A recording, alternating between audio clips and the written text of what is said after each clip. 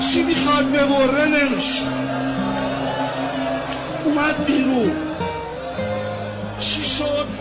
سنان رفت تو. سنان چیکار کرد؟ با یه نیزه به نهر امام زد، این نهر رو پیشون کشید بیرون.